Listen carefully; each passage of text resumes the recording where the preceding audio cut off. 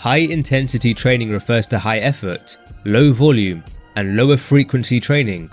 We'll cover the precise detail shortly, but often, high-intensity training is contrasted to high volume and perhaps more frequent training.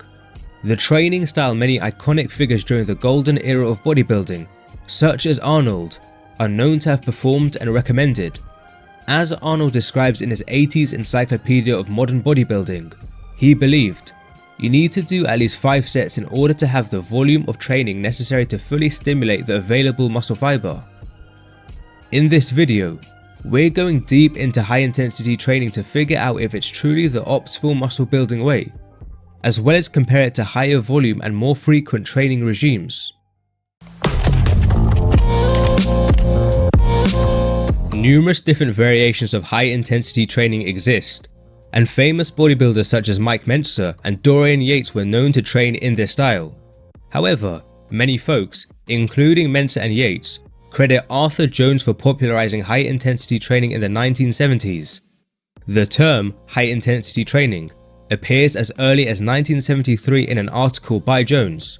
Jones's further writings on the topic can be found in his numerous magazine and book writings. Who was Arthur Jones? He founded Nautilus, a company that manufactured training machines designed to match the strength curve of a muscle. Jones was far from the typical man. He traveled extensively. His motto was, "Younger women, faster airplanes, and bigger crocodiles." A Nautilus building in Florida was home to a Gomec, an 18-foot saltwater crocodile Jones wanted to grow to record size. He ran businesses that imported wild animals and is believed to have owned a zoo in Louisiana after the Second World War.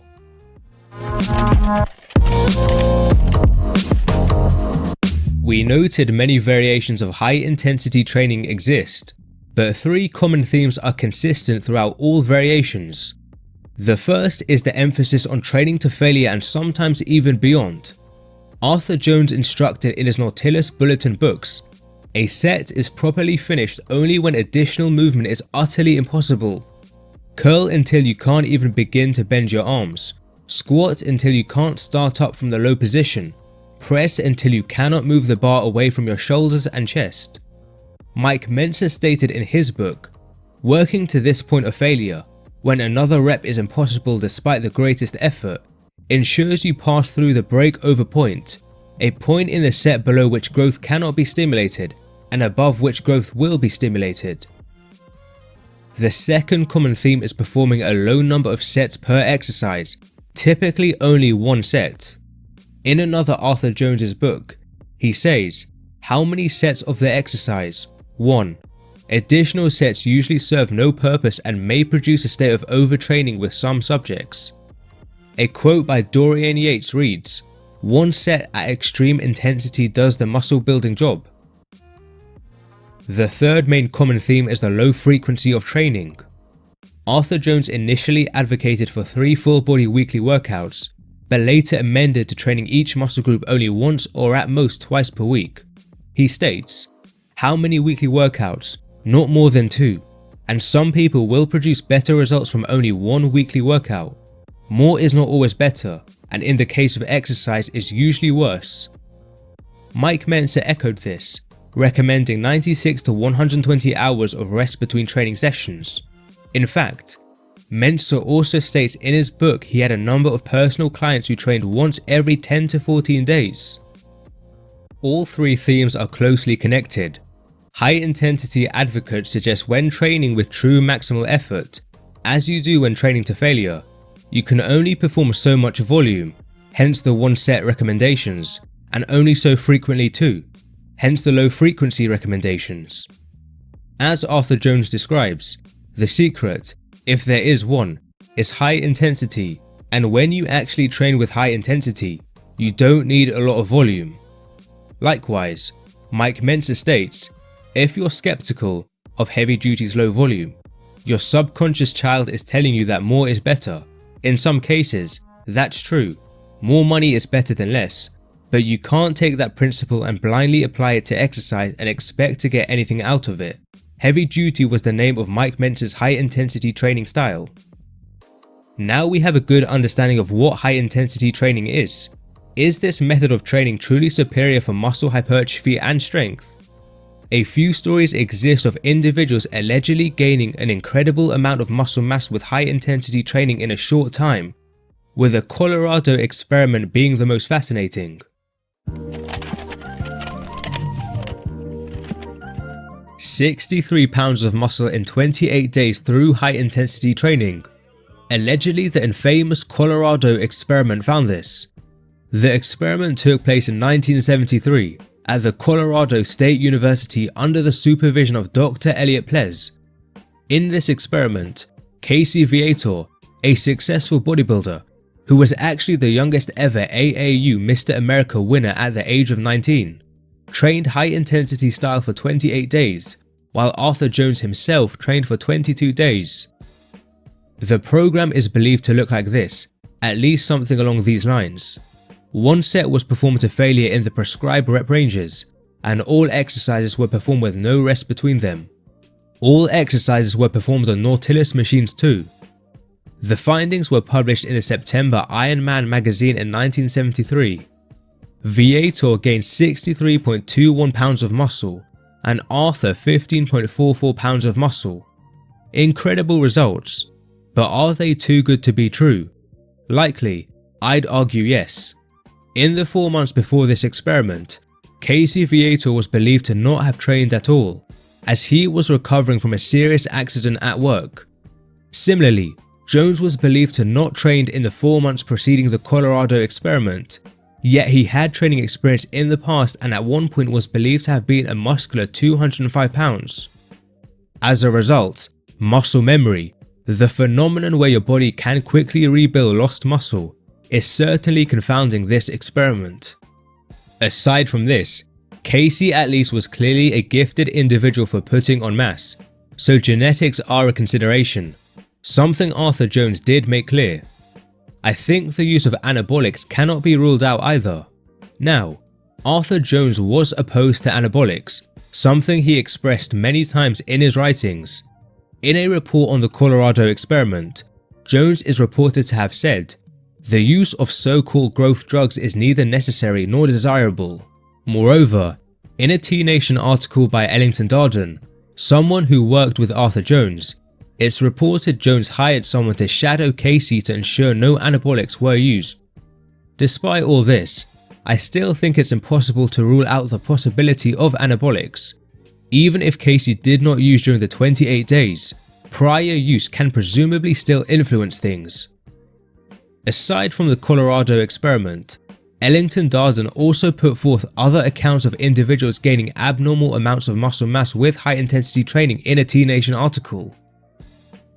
Furthermore, I also came across an article by Tim Ferriss, the author of the popular 4-Hour Workweek, describing how he used Arthur Jones's high-intensity style training to put on 34 pounds of muscle in 4 weeks. So, what are we to make of all these accounts? Do they prove high-intensity training is the ultimate muscle hypertrophy system? In my view, no. As alluded to, many plausible confounders exist.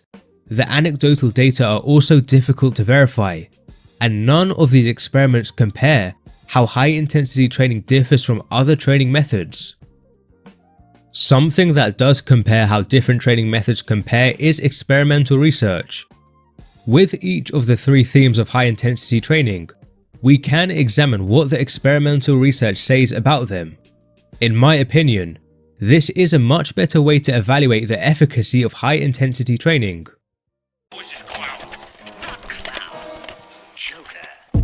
We noted training to failure is one theme in all high-intensity training protocols. Recall Jones's and Mentz's statements. But is training to failure truly needed to maximize hypertrophy and strength? Starting with hypertrophy, in 2021, Gurgic and colleagues conducted a meta-analysis of all the available evidence. For the unaware, a meta-analysis statistically combines all the current evidence on a topic, thus increasing statistical power and reliability when done well. Based on 7 studies, collectively comprising 130 men and 89 women, there was no difference in muscle growth between training to failure and not training to failure. After independently assessing the involved studies, most had the non-failure training groups leave 3 to 0 repetitions in reserve. That is, they stop 3 to 0 reps away from failure. Thus it seems training with this is similar to training to failure. Having said this, a subgroup analysis of studies done on trained individuals only did find training to failure to be better than not training to failure. However, a major limitation is only 2 studies were involved in this subgroup analysis, and both of these may not necessarily suggest training to failure in trained individuals is truly superior. In the one study by Carsten and colleagues, they found leaving 5 reps in reserve was inferior to training to failure. Thus, this study only suggests training to failure may be better than leaving 5 reps in reserve. It does not tell us how leaving 3 to 0 reps in reserve could compare to failure training in trained folks.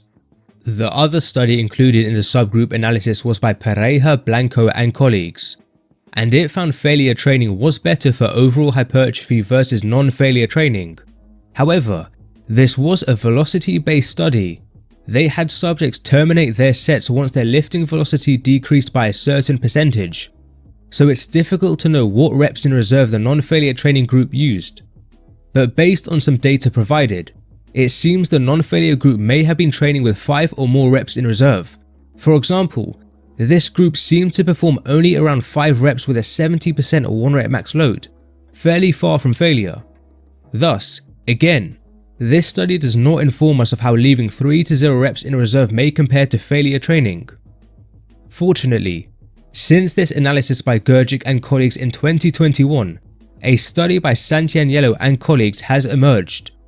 These researchers ultimately established in men with an average 5.1 years of training experience, leaving mainly 3 to 0 repetitions in reserve was similar to training to failure for hypertrophy. Thus, trained folks may also experience optimal gains while stopping 3 to 0 reps away from failure. Mechanistically, I'd argue these findings make sense. When we think about what causes muscle growth, training to failure probably does not provide any more benefit than stopping 3 to 0 reps away from failure. Allow me to explain. Back in 2010, Brad Schoenfeld published a famous paper postulating that mechanical tension, muscle damage, and metabolic stress are all drivers of muscle hypertrophy. Fast forward to 2019, Brad Schoenfeld teamed up with Wackahage and others to create an updated paper. They detail how the evidence behind metabolic stress and muscle damage being drivers of hypertrophy is not clear. Many cases exist where more metabolic stress or more muscle damage are not associated with more hypertrophy. Conversely, the evidence seems to demonstrate mechanical tension as the most likely and potent hypertrophy stimulus. In other words, we have solid reasons to believe mechanical tension is the primary driver of hypertrophy. And when we understand what precisely mechanical tension is, there's evidence training to failure does not produce higher levels versus stopping 3 to 0 reps away from failure. Let's dive into this a little further. Mechanical tension is equal to the force generated by muscle fibers. Components within muscle fibers, called mechanosensors, detect forces produced by the muscle fiber and transduces these forces into a signaling cascade that results in muscle protein synthesis, which are the proteins that make our muscles bigger. The concept of motor units help us further understand overall mechanical tension. A motor unit refers to a single motor neuron that originates from the spine and the multiple muscle fibers it innervates. When the single motor neuron sends an electrical signal through to the muscle fibers it innervates, those muscle fibers produce force. Within a whole muscle, different motor units exist, and their characteristics lie across a spectrum. On one end are low threshold motor units, and on the other end are high threshold motor units. Typically, a low threshold motor unit consists of a small motor neuron that innervates slow twitch muscle fibers that produce low amounts of force but are highly fatigue resistant. Due to this, low threshold motor units are described as highly fatigue resistant but low force producing. A high threshold motor unit generally consists of a large motor neuron that innervates fast twitch muscle fibers that produce high amounts of force but are highly fatigable. Therefore, high threshold motor units are described as high force producing but very fatigable. For maximizing overall mechanical tension, and thus the stimulus for overall muscle growth, we'd want to recruit as many motor units as possible during an exercise, from the low threshold motor units all the way up to the high threshold motor units. We'd also want each of the motor units to produce decent amounts of their respective force capacities for a fair duration. Here's the main points. Firstly, it's not clear when you reach maximal motor unit recruitment, and the motor unit literature indicates this can differ between muscles. However, the literature indicates this is likely achieved a while before failure. For instance, one study suggests maximal motor unit recruitment for the shoulder and trap muscles may be obtained 3 to 5 repetitions before failure. Secondly, by the time you've reached failure, many motor units are likely past producing their highest forces and are just fatiguing. Remember, it's tension, analogous to force, that's categorized as the prime stimulus for muscle hypertrophy. The idea that more motor unit fatigue is beneficial for muscle hypertrophy is not supported by the current literature. A motor unit modeling study by Potvin and Fuglevan demonstrates our points nicely. Their model included 7 different motor units, ordered in terms of thresholds. Motor Unit 1 was the lowest threshold motor unit, while Motor Unit 120 was the highest threshold motor unit. The graph on screen depicts the contribution of each motor unit to a 50% maximal isometric contraction held until failure. The total contraction lasted 100 seconds. Except for Motor Unit 120, all the other motor units were recruited from the start of the contraction. Motor Units 1, 20, 40, and 60 produce steady low forces throughout the full contraction duration. This makes sense. These would be considered the low threshold motor units, which produce low forces but are highly fatigue resistant. Motor Unit 80, a higher threshold motor unit, produced its most force for the set at the start of the contraction, where it thereafter gradually fatigued. Motor Unit 100, a higher threshold motor unit, continued to increase its force contribution up until the 65-second mark, and thereafter began to fatigue. Motor Unit 120, the highest threshold motor unit, was recruited at the 70-ish second mark, and steeply increased its force contribution up until the 95-ish second mark, where it then steeply fatigued. This data demonstrates motor unit recruitment, as well as the maintenance of at least decent amounts of force production from the individual motor units, is achieved before failure. At the point of failure, no additional motor units nor enhancements in individual motor unit force occurred. This probably explains why leaving 3 to 0 repetitions in reserve is sufficient for muscle growth. I should restate this data was from modeling isometric contractions. Recruitment patterns and strategies likely differ between isometric and the isotonic contractions that occur during typical exercises. Yet, I'm unaware of any reason to believe the main points, that failure offers no additional motor unit recruitment or enhancements in individual motor units' force, would also not be the same with isotonic contractions. Moving on, is training to failure needed to max strength gains? The Gurgic and colleagues' meta-analysis found based on 15 studies, collectively comprising 265 men and 129 women, there was no difference in gains between failure and non-failure training. A subgroup analysis also found the results stayed true for trained individuals. After independently assessing the studies, most of them seemed to have subjects leave between 5 to 0 repetitions in reserve, so training with 5 to 0 reps in reserve may be similar to training to failure for producing strength gains. Making this section clear, training to failure does not seem to promote additional hypertrophy or strength adaptations.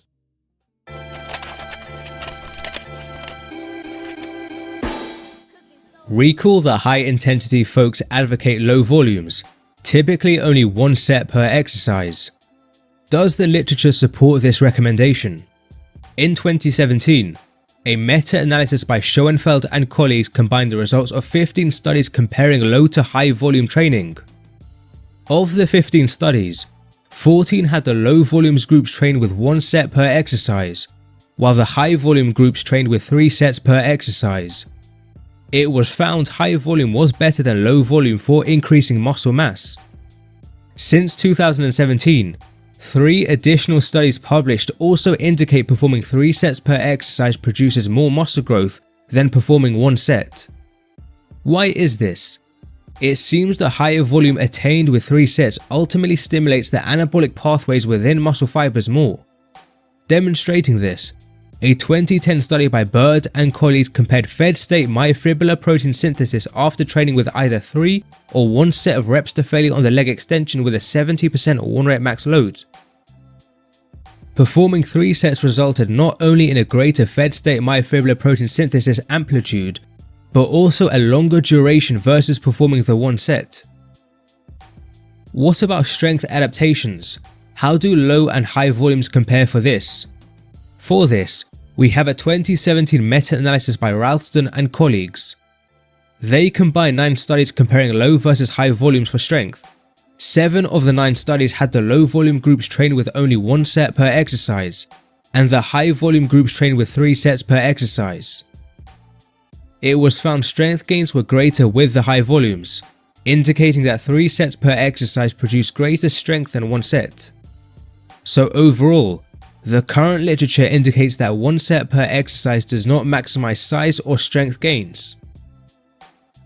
Another point mentioned by some high-intensity folks is that sets should never be added. Arthur Jones stated, "Never perform more than 3 sets of any one exercise." Mike Mentzer states, "The tendency among enthusiastic bodybuilders is to add more sets to their workouts, etc., etc. This tendency must be kept in check and avoided at all costs." Yet, some data suggests in trained individuals, modestly increasing weekly sets performed for a muscle group may accelerate muscle growth. A study by Oob and colleagues had trained men train the back squat and leg press with a variety of set numbers. After 8 weeks of training, the researchers divided the subjects into a high, moderate, or low responder group in terms of how much they grew their anterior thigh. Remember, the subjects were trained and had been consistently training before the study commenced. It was found those who grew their anterior thigh the most in the high responder group had increased their weekly set numbers the most relative to what they were performing before the study. Another study by Scarpelli and colleagues found in trained men, having them perform 20% more weekly sets for their quadriceps relative to what they performed before the study, produced larger vastus lateralis growth versus performing a prescribed number of 22 weekly sets. Collectively, these data indicate for trained individuals, modestly increasing weekly set numbers, perhaps by 20%, can be effective for accelerating muscle gains, and may be a useful tool in the event of plateaus.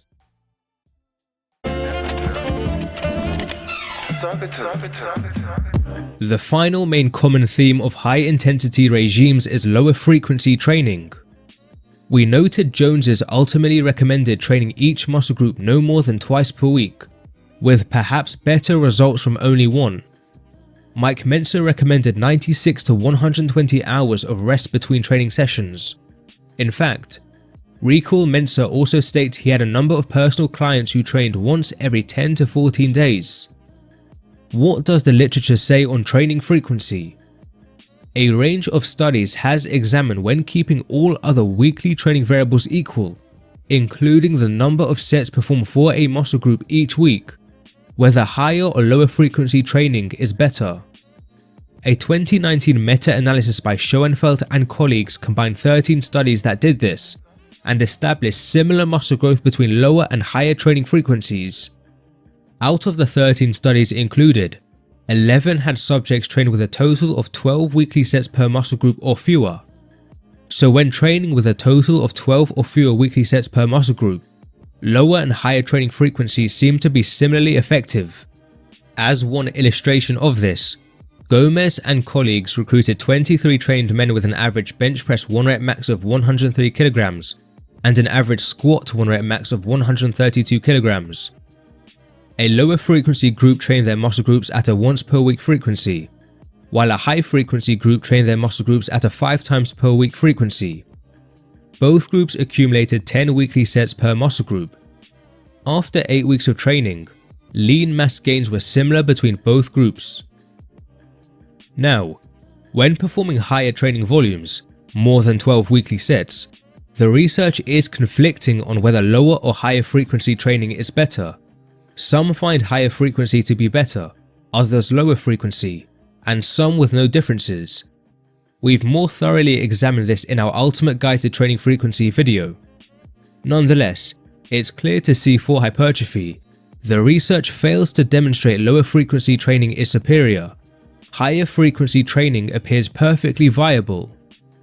As for strength, a 2018 meta-analysis by Gurgic and colleagues combined 7 studies and found with all other weekly training variables equal, again, including weekly sets per muscle group, training frequency had no impact. All 7 studies had subjects train with a total of 12 or fewer weekly sets per muscle group. Thus, with these volumes, both low and high frequency training appear similarly effective for strength. When performing more than 12 weekly sets per muscle group, one study by Bartolome and colleagues compared training muscles with a frequency of 3 to 4 times per week to only once a week. Strength gains were superior for the 3 to 4 times frequency group. However, this isn't a consistent finding. 3 other studies indicate with more than 12 weekly sets per muscle group, lower and higher frequencies were similarly effective for strength gains. Fascinatingly, returning to the 2018 Gurgic and colleagues meta-analysis, the researchers found when combining studies that did not equate weekly sets between lower and higher frequency training, resulting in the higher frequency training groups performing more weekly sets on their exercises, strength gains were greater with higher frequency training. This suggests using higher frequency training as a tool to help you perform more weekly sets may be an effective way to produce greater strength gains. In total, the research suggests lower frequencies are not superior for strength gains. Higher frequency training is perfectly viable.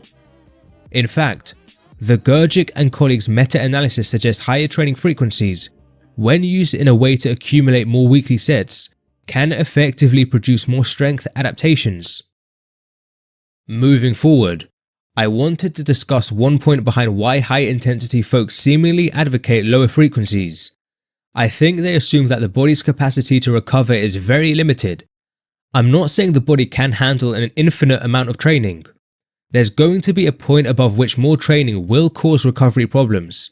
Yet, I feel high-intensity folks significantly underestimate where this point may be. After all, the repeated bout effect exists. Ever notice how when you first start training, extreme soreness and muscle performance decrease in the multiple days after? But after further weeks of training, soreness is minimal and no longer is muscle performance hampered for multiple days after. This is because of the repeated bout effect, the name given to the range of adaptations your body produces to make you resilient to damage, soreness, and force production decreases. It's not clear precisely what creates the repeated bout effect, but a 2017 study hypothesized neural, muscle tendon, connective tissue, and inflammatory adaptations may all play a role. Now, many studies aiming to examine the time course of recovery after lifting weights only do so after a single training session. For example, this study found after trained men performed a session consisting of 3 sets of repetitions to failure with a 12 rep max load on the bench press and squat, performance was still not fully recovered 48 hours after the session. Some may say this data indicates if you're training with multiple sets to failure, more than 48 hours of rest is required between sessions. However, this suggestion ignores the fact that the recovery time course was only examined after one training session. What would happen to the recovery time course after repeatedly training with multiple sets to failure? Due to the repeated bout effect, we'd expect recovery durations to progressively become shorter. My favorite study demonstrating this concept is this paper. They had 12 previously untrained men perform 5 sets of 15 maximal eccentric-only leg extension repetitions on an isokinetic dynamometer once a week for 10 weeks. Due to the machines, training loads would have increased as subjects got stronger. 5 sets of 15 maximal eccentric repetitions are extremely fatiguing. Eccentric training is known to produce more soreness and damage compared to normal training when first exposed to it. The data from the study demonstrates this. After the first training session, creatine kinase, an indirect measure of muscle damage, was significantly elevated a day later, and muscle soreness and maximal isometric force production was still decreased 5 days after the session. However, as the training weeks progressed, the repeated bout effect kicked in and all markers gradually decreased. This is something I feel people underappreciate. By the 10th week, the training session produced no soreness, no creatine kinase increases, and no decreases in maximal isometric force in the upcoming days. In other words, subjects were recovering within 24 hours of the intense eccentric training session after 10 weeks of consistent training. Again, I'm not saying your body can recover from an infinite amount of training. Rather, the body can adapt robustly and handle a good amount of training over time. I feel high-intensity training regimes underappreciate this.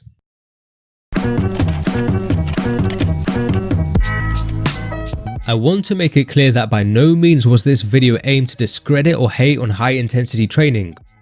The goal was to evaluate if high-intensity training is supported by the current literature in the most non-biased way I can. I hope I was able to accomplish this. I'd like to say Mike Mentzer's book is highly interesting and in my view extraordinarily well written. I feel Mike Mentzer was simply interpreting the data and knowledge that was available at the time he composed the book, the early 2000s. Since then, we have a substantial amount of new research, and presumably in the next 20 years, more will emerge. Nevertheless, I still wanted to discuss some aspects of high-intensity training I think are positive in some way. We mentioned training to failure does not appear to be essential. Stopping 5 to 3 reps from failure seems to be sufficient for maxing strength and hypertrophy gains respectively. Yet, stopping a certain number of reps from failure requires you accurately judge how far from failure you are. This is challenging, and having experience with training to failure is likely required to do this. Psychologically, it's easier to train to failure when performing only 1 set per exercise. So high-intensity training can be a great way to accustom yourself to the feeling of training to failure. Progressing on, it's important to remember high-intensity training will unquestionably still build a substantial amount of muscle. We've mentioned how performing 3 sets per exercise tends to be better than 1 set for strength and hypertrophy. Yet, performing 3 sets does not give you 3 times the more strength and hypertrophy versus performing 1 set. Rather only marginally more gains. Returning to the Ralston and colleagues meta-analysis which found greater strength gains with high volume versus low volume training, the effect size difference was 0.18, which is interpreted as being a trivial difference only. As for the Schoenfeld and colleagues meta-analysis which found greater hypertrophy with high volume versus low volume training, the effect size difference was 0.24, which is interpreted as a small difference only. Now, it's important to remember the studies involved in these analyses largely lasted 12 weeks or less, so these trivial to small gains achieved with 3 sets versus 1 set may become more pronounced long term. Finally, and this is a very important point I want to emphasize, it might be possible that some individuals truly grow more with lower volume training versus higher volume training. Remember, all the research findings presented thus far are the average results. Such results are not always applicable to an individual. Matter of fact, this study demonstrates this. 16 men and 18 women trained the unilateral leg press and unilateral leg extension with a 7 to 10 rep max load, 3 times per week for 12 weeks. With 1 leg, subjects trained each exercise with only 1 set. With the other leg, they trained each exercise with 3 sets. Cross-sectional area of the quadriceps was measured before and after the study. The graph shows the individual responses for each participant. The y-axis shows the cross-sectional area increases for the leg that trained with 3 sets, and the x-axis shows the cross-sectional area increases for the leg that trained with 1 set. The results show a near 50-50 split, with 50% seeing better gains with 3 sets per exercise, and the other 50% seeing similar or more gains with 1 set. The researchers also looked at strength. They averaged out the results from 3 different strength tests. and the findings were similar, a near 50-50 split. These findings truly surprised me, and if they can be replicated on a larger scale, they might suggest many folks experience no benefit with higher volumes. However, it's essential to remember only 34 subjects were in this study, so it's very difficult to say this exact distribution applies to everyone. Moreover, all these subjects were untrained. As mentioned, there's data showing increasing set numbers in trained individuals benefits hypertrophy, so I'm skeptical these distributions hold true for trained individuals. Regardless, it is likely true some individuals grow at least the same or even possibly more with lower volume training, and high intensity training may be great for these folks.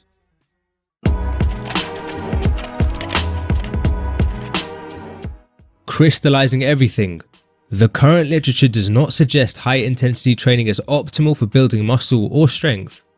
Training to failure isn't essential. Higher volumes tend to be better than lower volumes on average, and higher training frequencies are also perfectly viable for gains. Still, high intensity training will build a substantial amount of muscle and strength, and for some individuals, low volume training like this could actually be optimal.